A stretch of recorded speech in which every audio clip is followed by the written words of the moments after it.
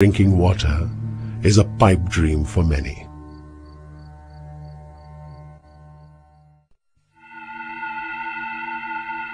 For the people of Telangana, however, the saga of denial and disadvantage doesn't end with river waters.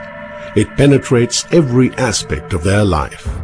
But the loss of educational and employment avenues were not just a loss of individual opportunities for the people, but of a collective dream of rebuilding their lives and their land.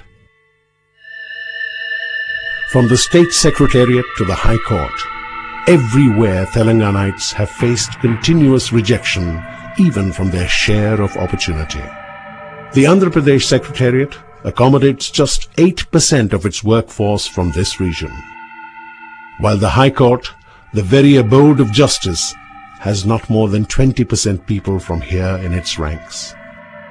And sadly, not a single Telangana person in the last so many decades was ever allowed to grace the seat of the Advocate General, although they have been distinguishing themselves elsewhere. The recent appointments of mere 7 persons of Telangana origin among that even today, the injustice continues. Suppressed for centuries, the people of Telangana were always a disadvantaged lot. Denial of education, social and cultural expression, and political access, all these had pushed them to the margins. To undo some of the injustices done to them in his administration, the Nizam of Hyderabad had introduced the Mulki, or the domicile rule in Telangana. It was the same fear of denial in the combined state that the continuation of the Mulki rule was made one of the preconditions to the merger in 1956. But this did not stop the influx of people from Andhra. Over the years, their numbers rose alarmingly, clogging all the employment opportunities in government and semi-government sectors. Frustrated by such continuous exclusion, the people of Telangana launched an agitation for a separate state in 1969.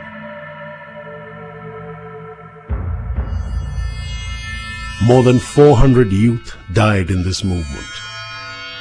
A spate of new accords was signed, orders issued, and formulae devised to pacify the agitating masses.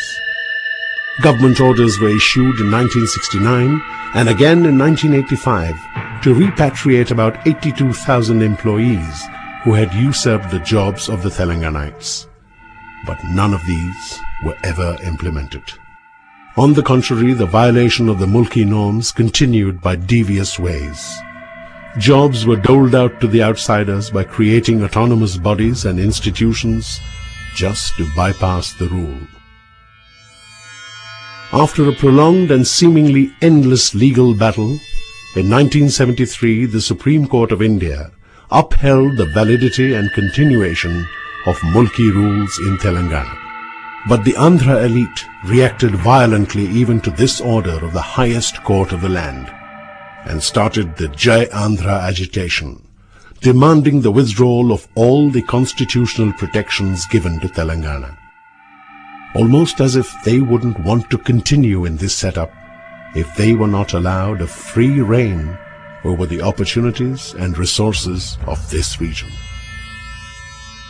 Bowing once again to their pressures, all the safeguards, including the Supreme Court judgment, were nullified through a constitutional amendment.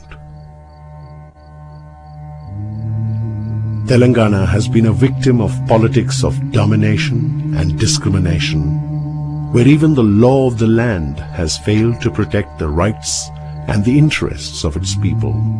The only hope for Telangana now is to break free of this unfair alliance and seek its destiny in its own land.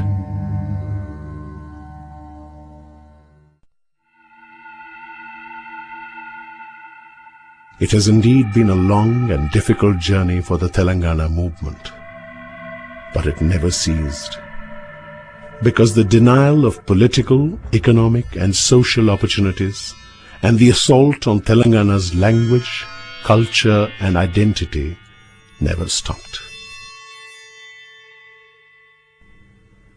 While some people continued to bear their loss and suffering silently, Many others have been relentlessly fighting for the restoration of Telangana state.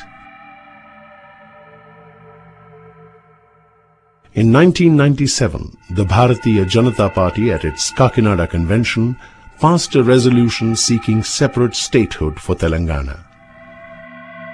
But there was nothing more to it than taking a political advantage out of this